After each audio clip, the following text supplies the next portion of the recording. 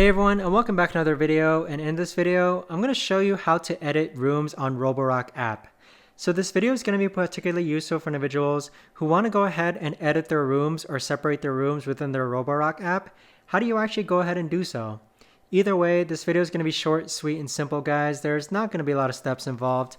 But what we're first going to do is that we're going to log onto our Roborock app. Next, you're going to click on enter on the vacuum in which you want to edit the rooms for.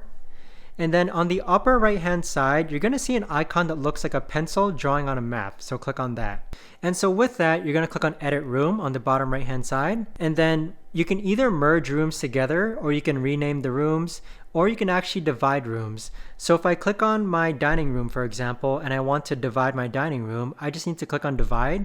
And then this red arrow will appear, which you can just drag and drop and use the line as a dividing line for your room. But that right there, guys, is the best and easiest way that I know of to actually go ahead and edit a room on Roborock app. If you guys know of a better or easier way to actually do this, let me know in the comments down below. I would love to know. Thanks so much for watching, everyone, and I'll see you guys all in the next video.